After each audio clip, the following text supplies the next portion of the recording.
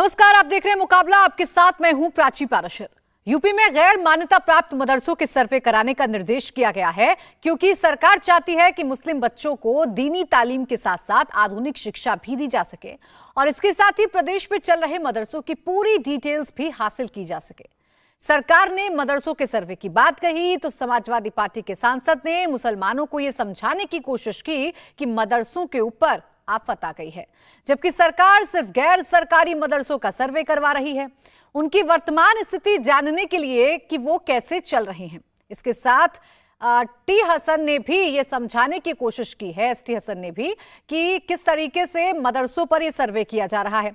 उन्होंने समझाने की कोशिश की है कि सीए और 3 तलाक वाले कानून के बाद कॉमन सिविल कोड आएगा और इस्लामिक कानून खत्म हो जाएगा, जबकि सरकार की कोशिश है कि देश के सभी नागरिकों को कानूनी नजरिए से एक जैसा देखा जाए।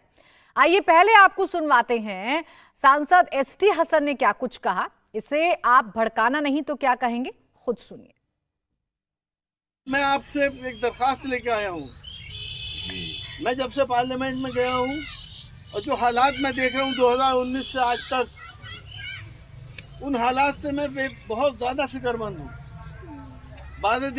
बाज़ी रातें ऐसी होती हैं कि मुझे रात भर नींद नहीं आती और मैं अल्लाह से यही दुआ करता हूँ कि अल्लाह पाक हमारी कौम के मुस्तकबिल को संवार दे, इन बच्चों के मुस्तकबिल को संवार दे। मुझे बहुत अंधेरा नज़र आ रहा है, लेकिन मेरी कौम को अभी इस बात का एहसास नहीं है। पार्लियामेंट के अंदर जो कानून आए उससे हमारी दिल आज़ारियाँ हुई हैं। चाहे 3 तलाक का कानून आया हो पार्लियामेंट में, हमने उसका विरोध करा, लेकिन हम हैं कितने। सीएए आ गया जिसके अंदर आपसे डॉक्यूमेंट मांगे जाएंगे। एनआरसी जब आएगा तो अजदाद के या दादा परदादा के नहीं दिखा पाओगे, तो कोई कहेगा आप बांग्लादेश से आए हो, कोई कहेगा आप पाकिस्तान से आए हो, आप हिंदुस्तान से जाओ। इतना खतरनाक कानून है, नहीं मालूम है मेरे भाइयों को अभी इसके बारे में। पूरे हिंदुस्तान के अंदर इसके लिए एहतजाज हुए। 3 तलाक का कानून आया, धारा 370 हटाई गई। मैंने पार्लियामेंट में कहा कि धारा 371 क्यों नहीं हटाई। धारा 371 अरुणाचल प्रदेश में क्यों है, 370 क्योंकि जम्मू कश्मीर की थी तो वो हटा दी गई। आपकी मुझे खदशा इस बात का है कि अब आगे आने वाले वक्तों में कॉमन सिविल कोड आने वाला है। कॉमन सिविल कोड का मतलब ये है कि इस्लामिक कानून सब खत्म हो जाएंगे, आपके मुस्लिम पर्सनल लॉ खत्म हो जाएगा। आप जो कुरान पाक की रूह से अपने बच्चों को, अपने औलादों को तरका बांटते हैं, वो खत्म हो जाएगा। और इस वक्त हमारे साथ खुद जुड़ रहे हैं मुरादाबाद से सांसद डॉक्टर एसटी हसन साहब।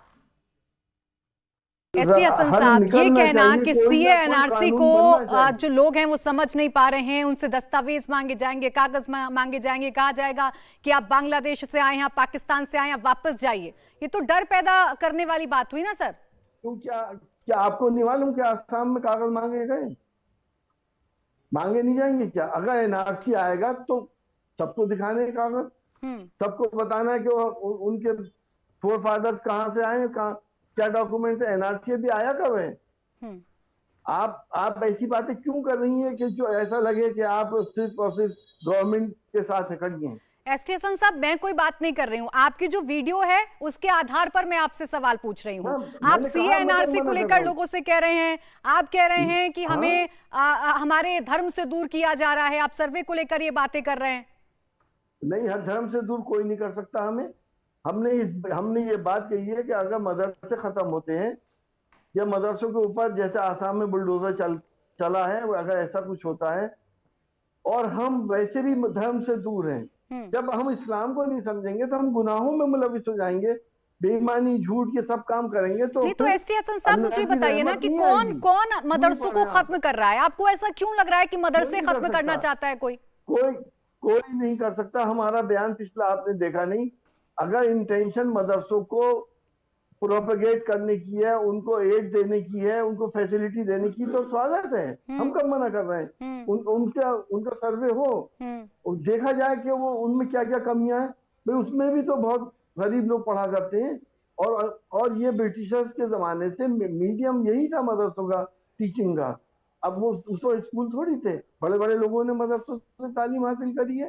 तो मेरा तो कहने का मतलब ये है कि आप मदरसों को डिस्करेज ना करें।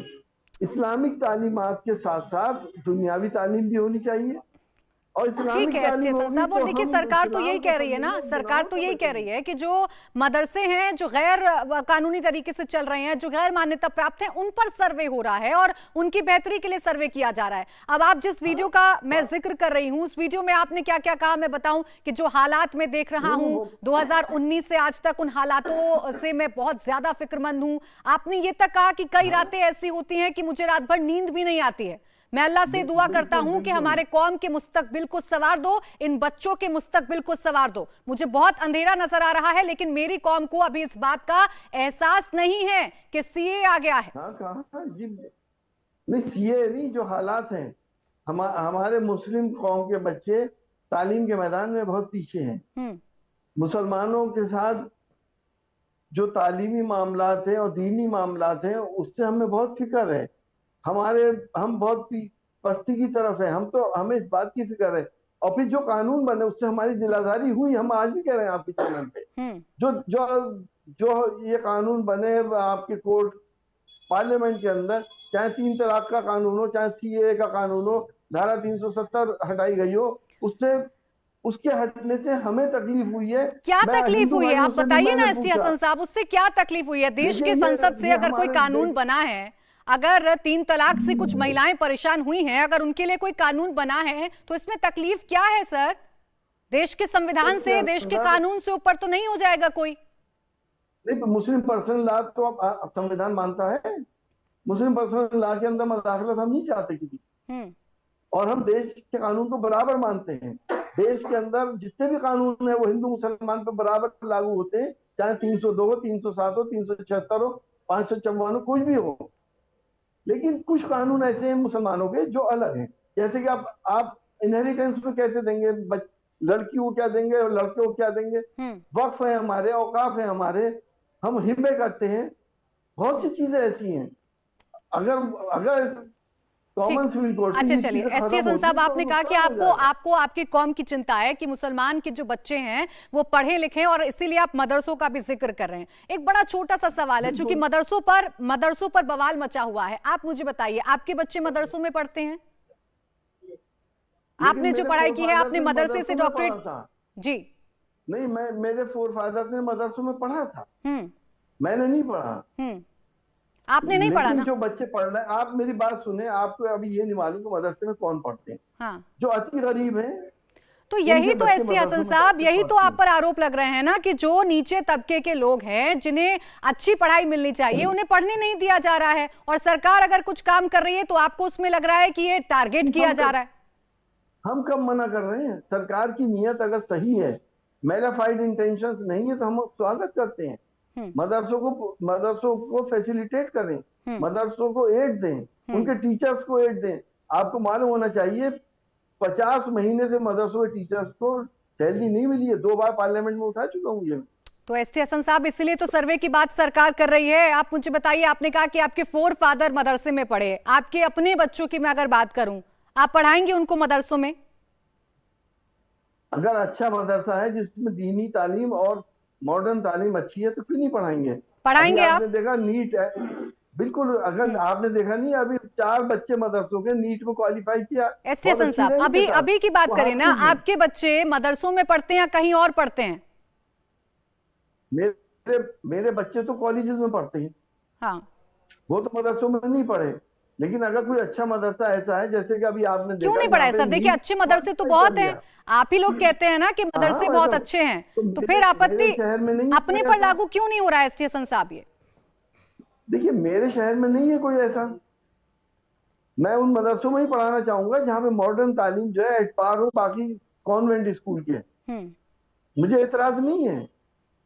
तो क्यों नहीं पढ़ाया, ये तो मैं पूछ रही हूँ। जब इतना ही सब कुछ अच्छा है, आप कह रहे हैं मॉडर्न तालीम भी मिले और दीनी तालीम भी मिले, तो क्यों नहीं पढ़ाया? इस देश में बहुत सारे ऐसे मदरसे हैं जिसका एग्जाम्पल आप लोग ही देते हैं।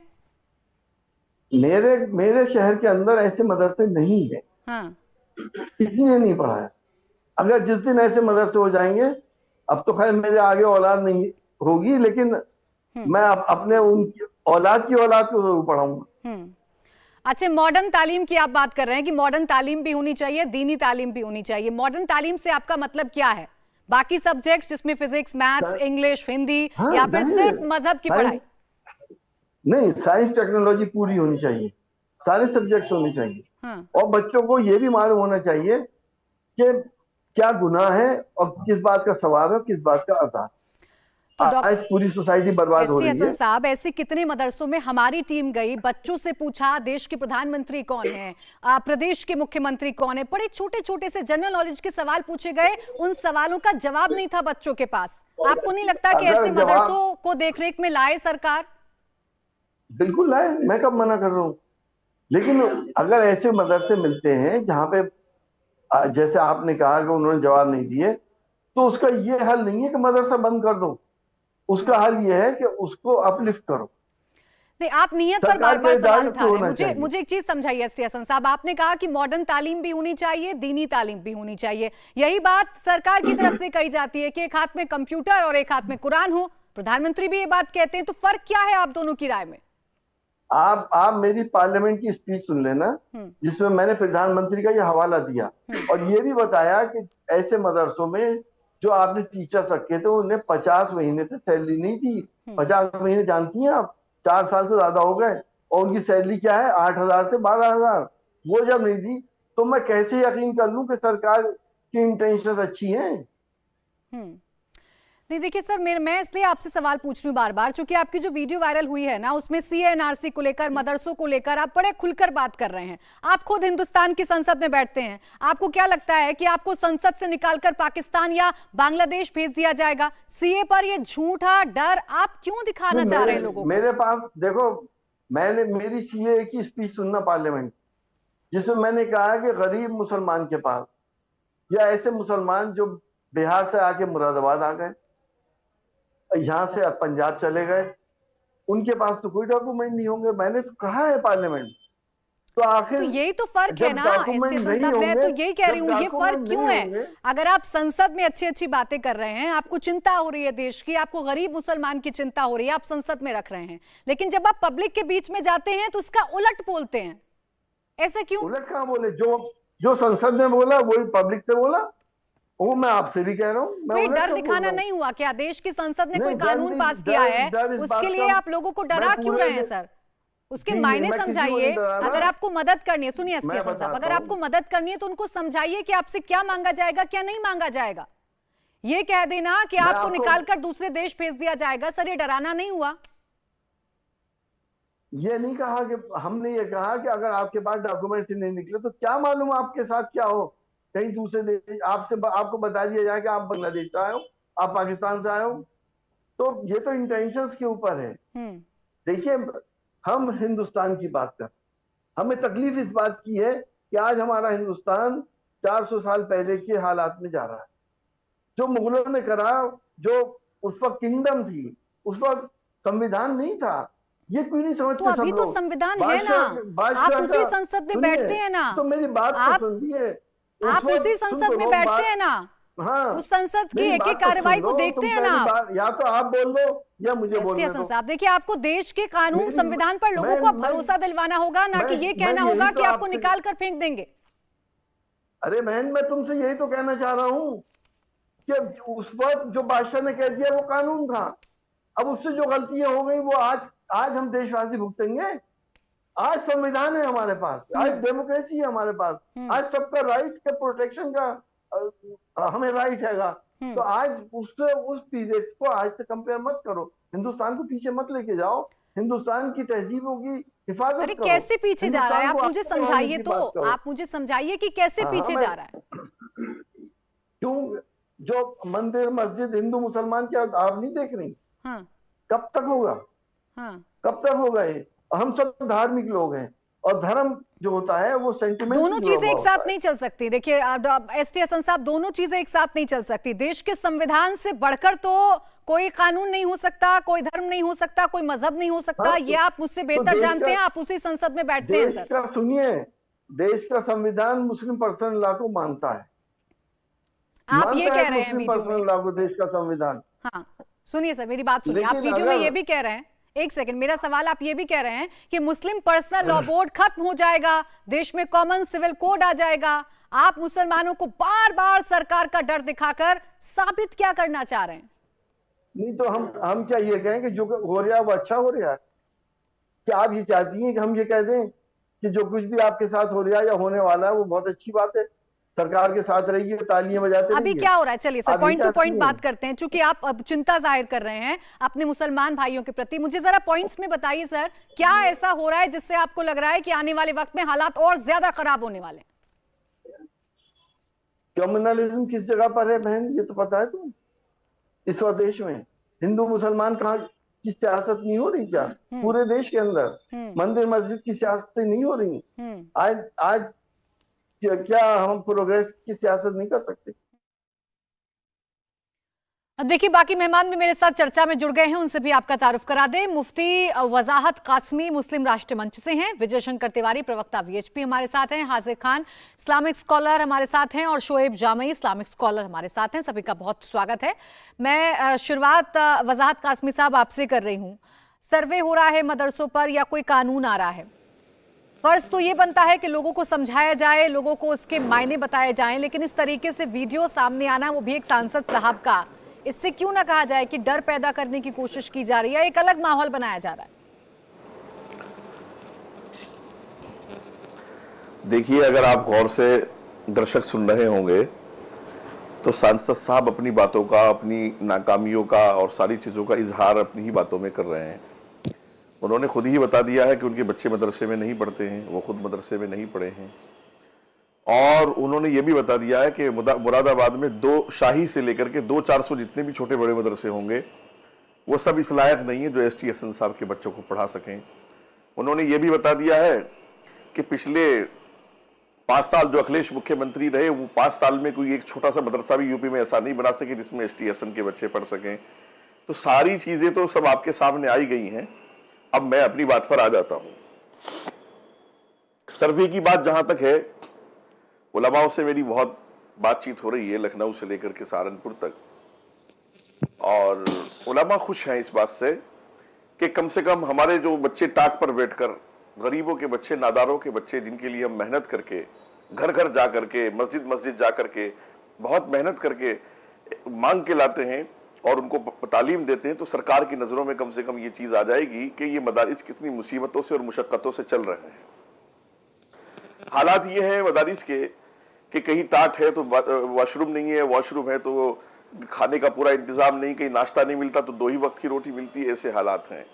उसकी वजह यह है कि इन मदरसों में भी कुछ ऐसे माफिया पैदा हो गए हैं, एक बड़ा ग्रुप ऐसा हो गया है जो पूरे 90% मदरसों का पैसा पूरी दुनिया से लेकर के वो डकार रहा है। तो जहां सर्वे में ये बात सामने आएगी कि छोटे मदरसे और मिडिल क्लास के जो छोटे इलाकों के मदरसे हैं वो जहां मुसीबतें भर रहे हैं, मुशक्कतें उठा रहे हैं, वही सर्वे में ये बात भी सामने आएगी कि जो इनके 10% ठेकेदार हैं वो बहुत मलाई खा रहे हैं। अफ्रीका से लेकर कतर तक उनके पासपोर्ट पे एक साल में 50-50, 20-20, 30-30 वीजा होते हैं। कोई बिजनेस नहीं, कोई शोरूम नहीं, कोई दुकानदारी नहीं, और उनके पास भरमार है करेंसियों की, गाड़ियों की, कोठियों की। तो ये सब चीजें खुलने वाली हैं और वही 10% लोग अब इसको अपनी जंग का मसला बना रहे हैं। आज यहाँ इकट्ठे होंगे, कल वहां इकट्ठे होंगे। मैं कासमी साहब आपको बीच में रोक रही हूँ। आज एक और बड़ा मसला है जिस पर पूरा देश चर्चा कर रहा है, ज्ञान वापी पर जो कोर्ट का फैसला आया है, उसी पर असदुद्दीन साहब कुछ बोल रहे हैं, जरा सुन लेते हैं। ये जो आज ऑर्डर आया है, इससे देश में अब बहुत सी चीजें शुरू हो जाएंगी। हर कोई जाकर ये कहेगा कि नहीं नहीं, 15 अगस्त 1947 से पहले से हम यहाँ पर थे, तो फिर 1991 का जो places of religious worship act है वो तो उसका मकसद ही फेल हो जाता है, क्योंकि 91 का एक्ट इसलिए बनाया गया था ताकि इस तरह के कॉन्फ्लिक्ट जो है वो हमेशा के लिए ख़त्म हो जाए। मगर आज के ऑर्डर के बाद ऐसा लगता है कि फिर अब ये लिटिगेशन शुरू हो जाएगा इन तमाम इश्यूज़ के ऊपर, और हम दोबारा 80 और 90 के दहे में वापस जा रहे हैं। फिर इससे अगर खुदा ना खास्ता अगर हम 80 और 90 के दहे में वापस चले जाएंगे तो ये हर जगह पर एक डिस्टेबलाइजिंग इफेक्ट पैदा हो जाएगा। तो ये हम तो उम्मीद कर रहे थे कि कोर्ट इस तरह के इश्यूज को, जैसे अंग्रेजी में कहते हैं कि they will nib it in its but, मगर अब लगता है कि इस तरह का लिटिगेशन अगर आगे बढ़ेगा तो फिर ये उसी रास्ते पर जा रहा है जो बाबरी मस्जिद का लीगल इशू गया था। अब आप बोलेंगे नहीं नहीं टाइटल नहीं है, वहाँ पर ऐसा करने की इजाज़त दी जाए, अरे भाई तो फिर कैसा होगा ये? अच्छा, और आप इस बात को समझिए कि ये जो नरेंद्र मोदी भारत के प्रधानमंत्री ने जो बड़ी मंदिर का इनॉग्रेशन किया था ना अभी साल 1.5 साल पहले, क्या आप लोगों को मालूम है कि प्लॉट नंबर 93, 94 एक्सचेंज किया गया मुसलमानों से? आप अयोध्या की बात कर रहे हैं? नहीं, इसकी बात कर रहा हूं मैं, इसी काशी की मंदिर की बात कर रहा हूं। प्लॉट नंबर 93, 94 को मुसलमानों से एक्सचेंज किया गया। एक प्लॉट लेकर दूसरा घर दिया गया। तो जब एक्सचेंज होता है तो मालिक से होता है ना, मालिक से एक्सचेंज कर रहे हैं और आप आज ही ऑर्डर आ रहा है। ये जो प्रधानमंत्री ने जो इनॉग्रेशन किया, जो पूरे उसको बताया कि मॉडर्नाइज किया गया, उसको तोड़ा गया, बनाया गया, एक्सचेंज हुआ है प्रॉपर्टी का। अब इसको क्या बोलेंगे? और उसके एक्सचेंज के रजिस्टर्ड डॉक्यूमेंट्स हैं, रजिस्टर्ड डॉक्यूमेंट्स हैं। आप बोल रहे हैं कि ये बात कैसे कहते हैं फिर आप? दूसरी बात ये है कि 1883-84 का खसरा है जिसमें लिखा गया प्लॉट नंबर 9130, ये प्लॉट नंबर 9130 है, उसमें उर्दू में लिखा है कि मकबूज अहले इस्लाम मस्जिद। तीसरी बात आप देख लीजिए कि ये जो है प्लॉट नंबर 9130 26 फरवरी 1942 को वक्फ का गजट इशू हुआ था। 1942 को 1942 26 फरवरी वक्फ गजट इशू हुआ था कि ये मस्जिद वक्फ है। दूसरा एक केस हुआ था 1936 का जिसका दीन मोहम्मद वर्सेस स्टेट। 1937 में जजमेंट आया। जजमेंट में कहा गया कि मस्जिद के नीचे की जमीन, घर नॉर्थ और साउथ पे पूरा वक्फ है। अब इससे बड़ा आपको मैं 3 सबूतें दे रहा हूं। फिर ऊपर से 91 का एक्ट है। अगर कोई ये कहेगा कि भाई 15 अगस्त से पहले मेरा कब्जा था, तो फिर 91 का एक्ट के माने क्या है? आप तमाम जिम्मेदार हैं। माने जितने यहां पर जर्नलिस्ट बैठे हैं, जो जब बाबरी मस्जिद का जजमेंट आया था, उन आप तमाम गवाह हैं। मैंने कहा था कि देखिए ये जजमेंट जो बाबरी मस्जिद का आया है, अब और मुश्किलात पैदा हो जाएंगी क्योंकि फेथ के ऊपर जजमेंट दिया गया था। अब 91 का एक्ट है और सुप्रीम कोर्ट ने बाबरी मस्जिद जजमेंट में कहा कि भाई जो माजी में जो कुछ भी हुआ उसको हम खोलेंगे नहीं। 15 अगस्त 1947 को जो था वही रहेगा। अब यहां पर ये कह रहे हैं कि नहीं 15 अगस्त से पहले हम हैं, तो अब आप देखते जाएंगे कि एक के बाद एक अब केसेस पढ़ते जाएंगे। इसका असर क्या होगा देश में फिर? आपका कहना है नहीं, इसका असर ये होगा कि डिस्टेबलाइजिंग इफेक्ट पैदा होगा।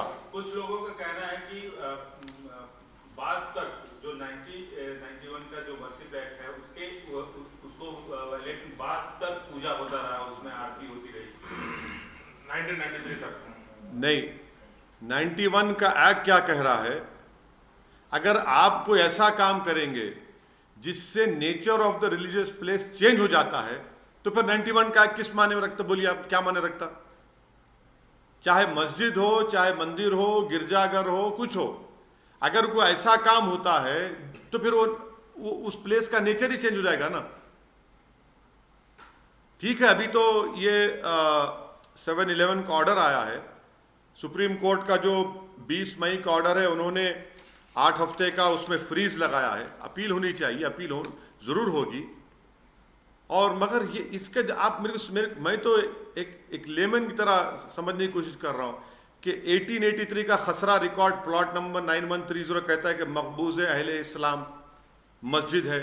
दूसरा 1936 का दीन मोहम्मद का जजमेंट है जो 1937 में आया, जिसमें कहा कि मस्जिद हाउस, मस्जिद के नीचे की जमीन, नॉर्थ साइड पूरा वक्फ है। तीसरा 1942 का वक्फ है, 26 जनवरी 1942 का, जिसमें कहा गया कि ये वक्फ है। चौथा ये है कि ये जो एक्सपेंशन हुआ काशी मंदिर का, उसमें आपने मुसलमानों से एक प्लॉट एक्सचेंज किया, आपने एक प्लॉट लिया मुसलमानों से और आपने एक प्लॉट दिया है और रजिस्टर्ड डॉक्यूमेंट्स है उसके। फिर 91 का एक्ट है। टाइटल सूट नहीं है ना सर, नहीं नहीं सुनिए एक मिनट, टाइटल सूट नहीं है ना, तो अगर टाइटल आपके पास है सोमित, और मैं बोलूंगा कि ठीक है टाइटल आपके नहीं, मैं अंदर आके बैठता हूं थोड़ी देर, तो आपका फिर नेचर नहीं चेंज हो जाएगा प्रॉपर्टी का। समझा करिए इस बात को, मैं आपको एग्जांपल्स दे रहा हूं, ये सब चीजें, इसका डिस्टेबलाइजिंग इफेक्ट पैदा हो सकता है पूरे देश में।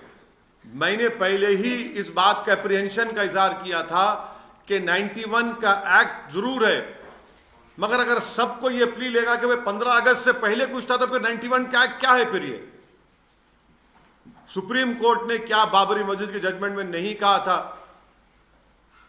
कि ये कॉन्स्टिट्यूशन के बेसिक स्ट्रक्चर का हिस्सा होगा? फिर ये कोर्ट का ऑर्डर कैसे आता है बताइए हमको? कोर्ट को तो चाहिए कि इन चीजों को इनिशियल स्टेज में ही रोक लगानी चाहिए। अभी कुछ हुआ नहीं है, फ्रीज है, उसमें अपील होगी, मगर हम ये कह रहे हैं कि आप तो एक दरवाजा खोल दिया। जिस बात का मुझे डर था, अब वो चीजें हो रही है सामने हमारे। आप बाबरी मस्जिद को इसके साथ क्यों कंपेयर कर रहे हैं सर? हाँ, हिंदू पक्ष का मानना है कि 93 तक वहां पर पूजा चलती थी और ये मुसलमान की तरफ से 91 एक्ट का वायलेशन। क्या पूजा? मैं 91 का एक्ट है ना, तो 91 का एक्ट क्या बोलता है? 15 अगस्त 1947 को बाबरी मस्जिद को छोड़कर जितने इबादत गाहें हैं उसका नेचर चेंज नहीं होगा। वो कहता ही नहीं कहता है। मैं आपको एग्जाम्पल दे रहा हूं 1883-84 का खसरा रिकॉर्ड, उसमें कहा गया कि मस्जिद है।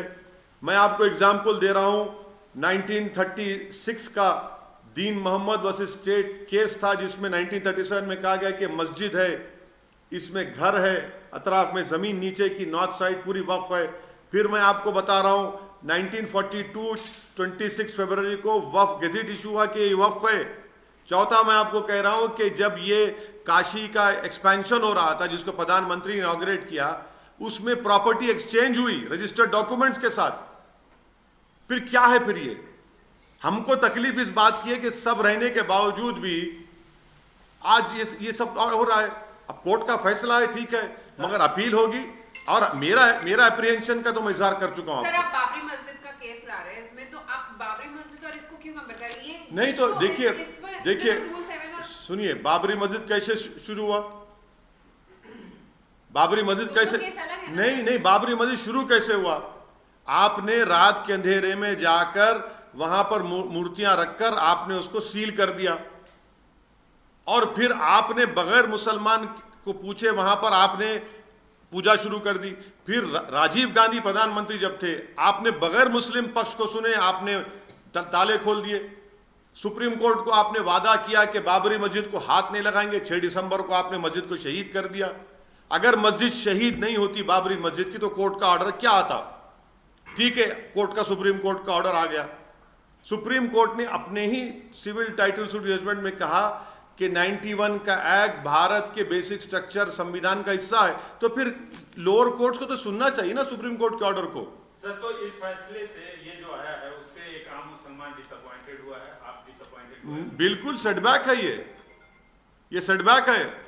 इससे देश में डिस्टेबलाइजिंग इफेक्ट पैदा हो सकता है, होगा नहीं हो सकता है, क्वेश्चन मार्क। नहीं, इसलिए देखिए, हर कोई जाकर ये बोलेगा कि 15 अगस्त से पहले था, 47 से पहले ये होता था। कहां खत्म होगा भाई ये? फिर ये कहां खत्म होगा बताइए? हमने 91 का एक्ट क्यों बनाया था? बनाने का मकसद क्या था कि इस तरह के ये जो चीजें हो रही हैं उसका खात्मा हो जाए, कॉन्फ्लिक्ट जितना खत्म हो जाए। आपने तो अब तो परपेचुअल लिटिगेशन चलता रहेगा। So you are saying that now not only Babri Masjid case of this case as well, you're saying such kind of repercussions will occur. तो असदुद्दीन ओवैसी को आप सुन रहे थे, जिन्होंने कहा कि ये जो फैसला कोर्ट का आया है, जो जिला अदालत का आया है, इसके बाद देश का माहौल खराब हो सकता है और उसे सिट बैक बताया है तमाम मुस्लिम पक्ष के लिए। हालांकि वो ये जरूर कह रहे हैं कि उच्च अदालतों का दरवाजा अभी खुला हुआ है, वहां पर जाएंगे और इस केस को वहां तक लेकर जाएंगे। तमाम खास मेहमान मेरे साथ बने हुए हैं। हाजिक खान जी, जो असदुद्दीन ओवैसी साहब कह रहे हैं कि ये बहुत बड़ा सिट बैक है और कह रहे हैं कि इससे देश पर असर पड़ेगा, देश का माहौल खराब हो सकता है। एक कोर्ट के फैसले से ऐसा क्यों लग रहा है कि देश का माहौल खराब हो जाएगा? ये तो कोर्ट का जजमेंट है।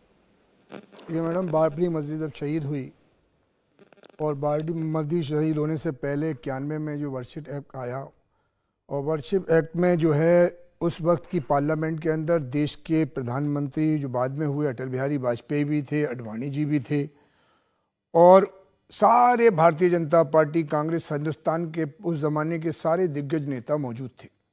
और वो एक्ट इसलिए बना गया, वर्शिप एक्ट, कि हमारा मुल्क से का ढांचा जो है सेकुलर ढांचा है, सेकुलरिज्म के नाम पर हमारा मुल्क पूरी दुनिया में जाना जाता है। यहाँ 8 मज़ाहिब के लोग बड़ी शांति से, बड़े प्यार मोहब्बत से रहते चले आ रहे थे। लेकिन जब से बाबरी मस्जिद का मामला हुआ, हमारे मुल्क में नफ़रत फैली। और ये जो असदुद्दीन साहब कह रहे हैं, वो इसलिए कह रहे हैं कि वो भी नहीं चाहते कि हमारे मुल्क के अंदर कोई माहौल ख़राब हुए। जब वर्शिप एक्ट है और पार्लियामेंट, सुप्रीम कोर्ट ने जब ये पार्लियामेंट से पास है और सुप्रीम कोर्ट ने उस पर मोहर लगाई है, और फिर जब बाबरी मस्जिद का फैसला किया तो सुप्रीम कोर्ट ने अपने वर्डिक्ट में लिखा कि अब 47 से पहले की किसी भी धार्मिक स्थल का स्टेटस नहीं बदला जाएगा। लेकिन आज फिर वही किया जा रहा है। लोग इस मंदिर मस्जिद पर सियासत कर सकते हैं, देश के प्रधानमंत्री बन सकते हैं। मेरा सवाल ये है, स्ट्रक्चर बदलने की तो बात यहाँ पर आई नहीं रही है। ये जो याचिका है वो पूजा करने को लेकर है। अभी साल में एक बार पूजा की जाती है श्रृंगार गौरी की। जो 5 महिलाएं हैं उनकी याचिका है कि भाई हमें हर रोज पूजा करने दीजिए। मैडम, पूजा से शुरू हुआ, फिर शिवलिंग निकला, और तमाम दुनिया भर में एक जिस देश का संविधान को देखा जा रहा है कि देश का संविधान, सुप्रीम कोर्ट का फैसला, सुप्रीम कोर्ट ने टाइटल पे नहीं किया, बल्कि सुप्रीम कोर्ट ने हिंदू और मुसलमानों का सेटिस्फाई किया कि उनको बाबरी मस्जिद, उनको मंदिर दे दिया बाबरी मस्जिद की जगह, और मुसलमानों को 5 एकड़ ज़मीन दे दी। ये पूरी दुनिया देख रही है मोहतरम। वहाँ टाइटल की लड़ाई थी और फिर उस सुप्रीम कोर्ट के जज को पार्लियामेंट में MP बनाया जाता है। लेकिन इसी कोर्ट ने साफ कर दिया है कि भाई इस पे ये जिस एक्ट का बार बार जिक्र कर रहे हैं, ये एक्ट इस पर लागू नहीं होता है। नहीं होगा लागू मैडम, क्यों नहीं होगा? तो सर ये तो कोर्ट का जजमेंट है ना, शोएब जमाई। कोर्ट, सुप्रीम कोर्ट कह रहा है कि नहीं कोई भी किसी उसका टाइटल इसके लिए बाकी अदालतों का दरवाजा खटखटाया जा सकता है। इस तरीके से आकर बयानबाजी और माहौल क्रिएट करना, ये तो देश का माहौल ही खराब होगा फिर से। शोएब जमाई जी। प्राची जी, देखिए, देश का माहौल खराब नहीं होगा, बल्कि ये देश को पता चलेगा कि भाई आप आस्था के बुनियाद पर जब फैसले देते हैं तो किस तरीके से उसका निचली अदालतों पर जनता का एक वर्ग का जो है यहाँ से भरोसा टूटता है। ये जो 611 का जो रूल है, ये 711 का जो रूल है, ये अभी जो इसको रिजेक्ट किया, ये तो सीधा 1991 का जो प्लेसेस ऑफ वर्शिप एक्ट का पूरा प्रावधान आप उसको पढ़ें तो उसका बिल्कुल एक उल्लंघन है। और हम सिर्फ मानते नहीं बल्कि इसको प्रूव करेंगे कि ये जो श्रृंगार गौरी का जो पूजा करने की जो बात थी, वो बाहर तो पूजा हो रही थी। 93 में जो यहाँ से उसमें स्टे लगाया तो ओकेजनली पूजा होती है, उस पर मुस्लिम पक्ष का कभी एतराज नहीं रहा। एतराज इस पर था कि उन्होंने ये सूट दायर किया कि भाई अंदर से, यानी मस्जिद के अंदर से आप श्रृंगार गौरी की पूजा करने की जो बात कर रहे हैं, वो तो मस्जिद के अंदर आप घुसते ही वहां पूजा करना शुरू करेंगे तो रिलीजियस कैरेक्टर चेंज हो जाएगा। तो जब एक प्लेस का रिलीजियस कैरेक्टर चेंज होते ही वो 1991 के एक्ट के खिलाफ होगा ना मामला। लेकिन शोएब जामी जी, हिंदू पक्ष का जो दावा है वो ये कि 1993 तक हम वहां पर पूजा कर रहे थे, 1993 तक वहां पर पूजा हो रही थी, और शायद यही आधार थे कि कोर्ट ने रिजेक्ट की है जो पिटीशन दायर की गई थी मुस्लिम पक्ष की तरफ से। नहीं, इसमें देखिए, इसमें कोई बात नहीं, पूरी मेरिट की बात सुनिए टेक्निकलिटी पर। वो 1993 तक की पूजा बाहर होती थी, मस्जिद के प्रांगण के बाहर वेस्टर्न वॉल की तरफ। उस 93 में रोज पूजा होती थी, बाहर होती थी, जिसको मुस्लिम पक्ष को एतराज नहीं था। आज हो रही है, ओकेजनली हो रही है, इसमें भी मुस्लिम पक्ष को एतराज नहीं। मुस्लिम पक्ष का एतराज जो सूट का जो मामला गया, जिस मेंटेनेबिलिटी का मामला जो अभी खारिज हुआ, उस बात पर हुआ कि भाई अंदर से जब वो मांग रही है इजाजत, तो वो तो रिलीजियस कैरेक्टर चेंज पूजा करने का मामला है। शोएब जी, मुझे नहीं लगता कि इसमें आपको पीछे इतिहास का जिक्र करना जरूरी है या राम मंदिर का जिक्र करना जरूरी है। आप ही से रंग दे रहे हैं, चूंकि ये 5 महिलाओं की आपकी याचिकाओं का मामला है। मैं दूसरे मेहमान को जरा इंट्रोड्यूस कर लूं सर। एक बात मैं पूरी कर दूं, बस जल्दी से 10 सेकंड जल्दी से। एक बात पूरी कर दूं। इसमें दूसरा मामला जो वक्फ का जो है, वक्फ की बात दलील को जो खारिज किया, ये बात तो सही है ना कि जब काशी विश्वनाथ टेम्पल का जब यहां से एक्सटेंशन हो रहा था उस कॉरिडोर का, तो मुस्लिम पक्ष की तरफ से जो है 2 जमीनों का हस्तांतरण हुआ, यानी ट्रांसफर हुआ। ठीक है शोएब जी, आपकी ये सारी बातें हैं आपके पास। देखिए देश आपको भी अधिकार देता है, अगर कोर्ट के किसी फैसले से आप सहमत नहीं है तो आप उच्च अदालतों में जा सकते हैं, लेकिन बात यह है कि कोर्ट के किसी फैसले से देश का माहौल खराब हो जाएगा, इस तरीके का परसेप्शन बनाना गलत है, इस तरीके का परसेप्शन बनाना गलत है। विजय शंकर तिवारी जी, आप आगे सर, आपकी बात आगे। विजय शंकर तिवारी जी, कोर्ट का फैसला आया, हिंदू पक्ष इससे संतुष्ट है, मुस्लिम पक्ष जाहिर सी बात है संतुष्ट नहीं है, उच्च अदालत जा सकता है, लेकिन देश का माहौल कैसे खराब होगा, कौन लोग खराब करेंगे इस फैसले के बाद? देखो, तर्क वितर्क हो सकते हैं, तर्क वितर्क होते रहे, लेकिन सच्चाई हमेशा सच्चाई रहेगी। और सबसे बड़ी बात है कि आज माननीय न्यायालय ने जो आदेश दिया है, जो निर्णय सुनाया है, उसी निर्णय को सुनाया है जो हम लोग बहुत समय से कह रहे थे कि इसमें 91 का जो एक्ट है वो लागू नहीं होता। और क्योंकि 1947 में यहाँ पूजा होती थी, और ये कोई ऐसा भवन नहीं है जिसके अंदर सपाट दीवारें हों और कुछ ना हो, वो तो साक्ष्य के लिए तो वहाँ सैकड़ों साक्ष्य हैं। सपाट दीवारों में कोई साक्ष्य नहीं मिलते, लेकिन वहाँ पर शिवलिंग मिल गया, वहाँ पर आकृतियाँ मिल गई, वहाँ पर पूरी की पूरी छत को छुपाने की कोशिश की गई थी, लेकिन वो भी नहीं छुप पाई, वो भी सामने आ गया। मुझे लगता है बहुत दम्भ में रहे होंगे कि यहाँ पर इसके अंदर कभी कुछ होगा नहीं, तो इस पर हम किसी को देखने नहीं देंगे। लेकिन चूंकि माननीय न्यायालय का निर्णय था, सर्वे हुआ, सर्वे में अंदर तक का सब कुछ सबके सामने आ गया।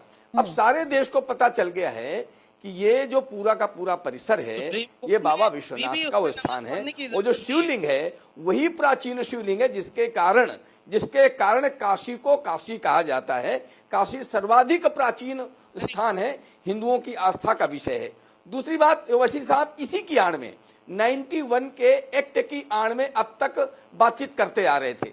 आज वो 91 का एक्ट भी इनके हाथ से चला गया, और आज हमारे न्यायालय ने एक तरीके से ये कह दिया कि उसको दरकिनार कर दिया, और इनकी जो याचिका थी उसको खारिज कर दिया, आगे बढ़ गया। आगे अब सुनिए आप, आगे तो अब वो सुनवाई होगी, अंदर क्या साक्ष्य हैं, शिवलिंग है, आकृतियां हैं, आगे विषय तो बहुत सारे। बिल्कुल विजय शंकर तिवारी जी, यही मैं क्लियर कर दूं कि मामला इंटीग्रिटी का था कि ये केस चलेगा या नहीं चलेगा।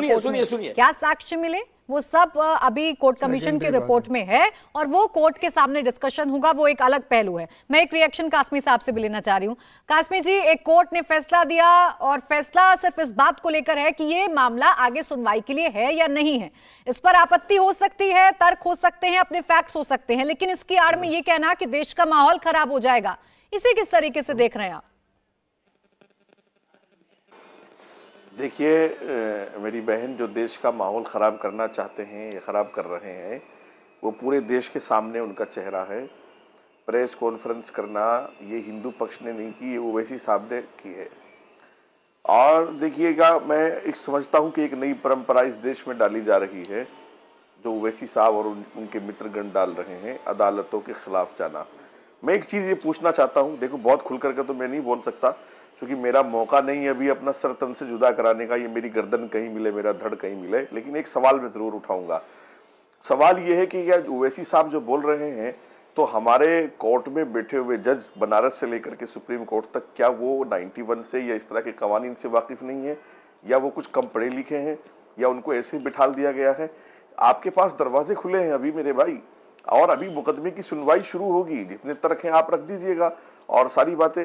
तो ये माहौल खराब करने की अदालतों के साथ, देखो सिस्टम नहीं था हमारे देश में, हमारे देश की एक परंपरा रही थी और है अभी भी और रहेगी, इन लोगों से नहीं खराब होगी, कि हम मान सम्मान कोर्ट का करते कि जो अदालत का आदेश है। और ये 20 करोड़ मुसलमानों ने बताया भी मेरी बहन, जब सुप्रीम कोर्ट ने फैसला दिया, बताया भी कि हम जो सुप्रीम कोर्ट कहेगा उसको मानेंगे, और मुसलमानों ने उस फैसले को सम्मान दिया, राम मंदिर के फैसले को।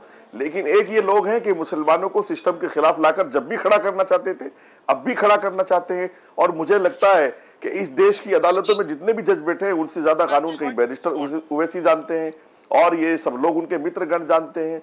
तो इसलिए मैं बहुत कुछ नहीं कहूंगा, क्योंकि मेरा मौका नहीं है, अभी इरादा नहीं है मेरा मरने का, इसलिए मैंने जो बात कहनी थी अपनी कह दी है। ठीक है कासमी जी, आप इशारों में हालांकि बहुत सारी बात कह गए, लेकिन ये सवाल जरूर है कि आप किसी चीज से इत्तेफाक नहीं रख सकते, आप उच्च अदालतों में जा सकते हैं, लेकिन कोर्ट के फैसले पर इस तरीके से सवाल खड़े करना और उसे ये रंग देना कि देश का माहौल खराब हो जाएगा, उस पर सवाल खड़े होंगे। मेरे पास वक्त खत्म हो गया है। बहुत शुक्रिया आप सभी का हमारे साथ जुड़ने के लिए, इस चर्चा में शामिल होने के लिए। इंडिया टीवी हर वक्त हर जगह डाउनलोड करने के लिए सर्च करें India TV news Google play store या ऐप स्टोर पर।